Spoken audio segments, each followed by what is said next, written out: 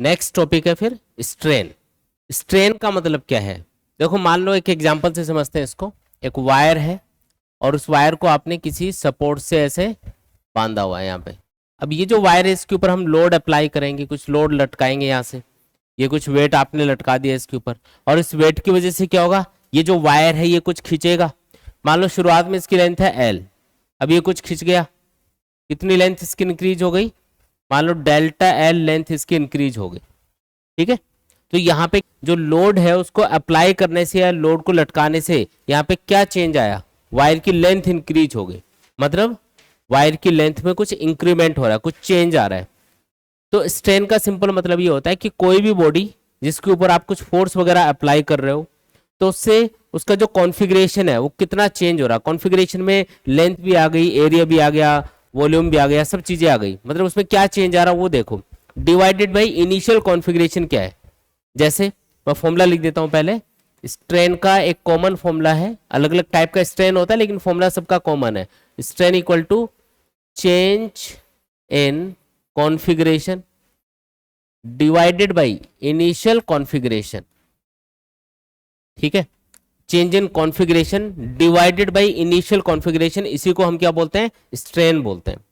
जैसे इस वाले केस में जो स्ट्रेन है उसको आप लिख सकते हो चेंज इन लेंथ, क्योंकि किस में चेंज आ रहा है, लेंथ में चेंज आ रहा है, डिवाइडेड बाई इनिशियल लेंथ कितनी है एल, क्योंकि यहाँ पे जो चेंज आ रहा है वो किस में आ रहा है, लेंथ में आ रहा है। तो चेंज इन कॉन्फ़िगरेशन की जगह क्या लिखना है आपको, डेल्टा एल, क्योंकि लेंथ में चेंज आया, कितना आया, delta L, divided by initial configuration, यानी कि इनिशियल लेंथ लेनी है, तो इनिशियल लेंथ कितनी है, एल है, तो डेल्टा एल अपॉन एल को ही हम क्या बोलेंगे, स्ट्रेन बोलेंगे।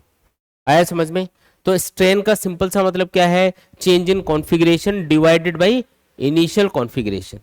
ऐसा यूनिट क्या होगी इसकी, तो डेल्टा एल अपॉन एल लिखा है अपन ने। अब डेल्टा एल की यूनिट भी मीटर होगी, एल की यूनिट भी मीटर होगी, तो मीटर से मीटर कैंसिल, यानी कि यूनिट लेस बन जाएगा ये। तो याद रखना है कि ये यूनिट लेस भी होगा और डायमेंशन लेस होगा साथ में। मतलब जो स्ट्रेन है वो क्या है, यूनिट लेस और डायमेंशन लेस फिजिकल क्वांटिटी है, याद रखना है। इसकी ना तो कोई यूनिट होगी और ना ही कोई डायमेंशन होगी, बस एक वैल्यू आएगी निकल के। ठीक है, change in configuration divided by initial configuration, ये फॉर्मूला हम यूज करेंगे किसी भी टाइप के स्ट्रेन को कैलकुलेट करने के लिए। अब कई टाइप का स्ट्रेन होता है, उसमें पहला है लॉन्गिट्यूडनल स्ट्रेन। लॉन्गिट्यूडनल स्ट्रेन का मतलब है लेंथ वाइज जब किसी भी चीज को खींचा जाएगा या कंप्रेस किया जाएगा तब जो उसमें स्ट्रेन डेवलप होगा उसको बोलेंगे longitudinal strain. Longitudinal strain formula क्या होगा, तो मान लो कि आप इस वायर को खींच रहे हो तो इसकी लेंथ इंक्रीज हो जाएगी, किसी डेल्टा एल से लेंथ इंक्रीज हो गई, आपने कुछ फोर्स अप्लाई किया इसके ऊपर, तो लेंथ कितनी इंक्रीज हुई, डेल्टा एल। इनिशियल लेंथ क्या थी, एल, तो डेल्टा एल अपॉन एल को हम क्या बोल देंगे, लॉन्गिट्यूडनल स्ट्रेन।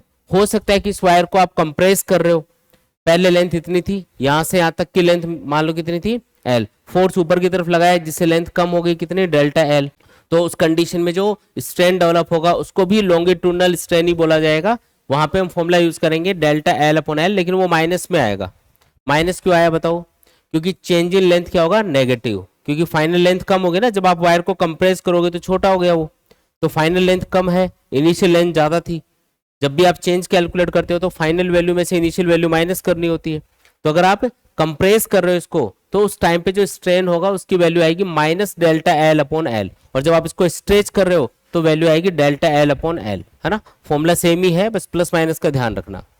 ठीक, टेंसाइल जब आप स्ट्रेस डेवलप करोगे, इसमें खींचोगे इसको, उस टाइम पे जो स्ट्रेन होगा उसको हम बोलेंगे longitudinal strain delta L upon L. और जब आप इसको कंप्रेस कर रहे हो, जब कंप्रेसिव स्ट्रेस इसके अंदर डेवलप हो रहा होगा उस टाइम पे जो स्ट्रेन डेवलप होगा वो भी लॉन्गिट्यूडनल स्ट्रेन ही बोला जाएगा, लेकिन उसका फॉर्मूला होगा minus delta L upon L.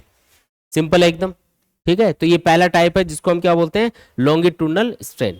दूसरा इसके अंदर वॉल्यूमेट्रिक स्ट्रेन। वॉल्यूमेट्रिक स्ट्रेन का मतलब है जब आप किसी भी ऑब्जेक्ट पे चारों तरफ से फोर्स अप्लाई करके उसके वॉल्यूम को चेंज करते हो, या तो वॉल्यूम को कम कर रहे हो, अंदर की तरफ फोर्स अप्लाई करोगे बॉडी पे तो वॉल्यूम कम होगा, और बाहर की तरफ इस पे फोर्स लगा के इस बॉडी को खींचोगे तो वॉल्यूम बढ़ जाएगा। ठीक है, तो अगर वॉल्यूम में चेंज आ रहा है तो उसको हम बोलेंगे वॉल्यूमेट्रिक स्ट्रेन। वॉल्यूमेट्रिक स्ट्रेन का फॉर्मूला क्या बन जाएगा, तो फॉर्मूला कॉमन है स्ट्रेन का, change in configuration divided by initial configuration. यहाँ पे क्या चेंज हो रहा है, कॉन्फ़िगरेशन किस चीज का चेंज हुआ, वॉल्यूम का चेंज हुआ, वॉल्यूम चेंज हो गया तो हम लिखेंगे डेल्टा वी अपॉन वी, और ये माइनस में आएगा। माइनस में क्यों, क्योंकि अभी हम इसको कंप्रेस कर रहे हैं, तो कंप्रेस करने की वजह से जो वॉल्यूमेट्रिक स्ट्रेन है वो आएगा नेगेटिव में, minus delta V upon V. अगर सिर्फ मैग्नीट्यूड लेना हो तो माइनस का सिंबल हटा सकते हो, कोई दिक्कत नहीं है उसमें, बस माइनस का सिंबल ये बता रहे हैं कि वॉल्यूम कम हो रहा है। अगर चारों तरफ से बाहर की तरफ फोर्स लगा के इसको खींचा जाता तो वॉल्यूम बढ़ जाता, उस केस में plus delta V upon V इसका फॉर्मूला बनता। आया समझ में?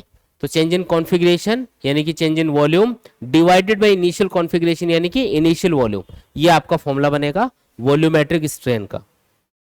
तीसरा इसके अंदर शियरिंग स्ट्रेन। अब शियरिंग स्ट्रेन का मतलब क्या है, जैसे ये कोई ब्लॉक था, ये जो ब्लॉक है इसके ऊपर टेंजेंशियल फोर्स अप्लाई किया जिससे ये टेढ़ा हो गया, ऐसे टेढ़ा हो गया ये, तो किस एंगल से ये टेढ़ा हो रहा है, मान लो ये एंगल है फाई, तो इस एंगल को ही हम क्या बोलेंगे, शियरिंग स्ट्रेन बोलेंगे, या एंगल ऑफ शियर भी बोलते हैं इसको। इसके दो नाम होते हैं, एंगल ऑफ शियर या फिर शियरिंग स्ट्रेन। शियरिंग स्ट्रेन या एंगल ऑफ शियर का मतलब है ये वाला एंगल, किस एंगल से ये टिल्ट हो गया उसी को हम क्या बोलेंगे, शियरिंग स्ट्रेन या एंगल ऑफ शियर बोलेंगे। अब ये एंगल कैसे कैलकुलेट करेंगे, तो मान लो कि इस पे टेंजेंशियल फोर्स अप्लाई किया जिससे ये जो ऊपर वाला फेस है ये किसी एक्स डिस्टेंस से आगे खिसक गया, नीचे वाला एंड फिक्स है, यहाँ पे नीचे वाला एंड क्या है, फिक्स, ऊपर टेंजेंशियल फोर्स अप्लाई किया जिससे ये ऐसे टेढ़ा हो गया। अब ये कितना डिस्टेंस आगे चला गया फेस, तो ये एक्स डिस्टेंस आगे चला गया, मतलब ये वाली डिस्टेंस कितनी है, एक्स के बराबर है। ये वाली डिस्टेंस कितनी है बोलो, एक्स के बराबर है ना। और मान लो कि ये जो क्यूब है इसकी जो साइड है उसकी लेंथ है एल, ऐसा मान लिया हमने।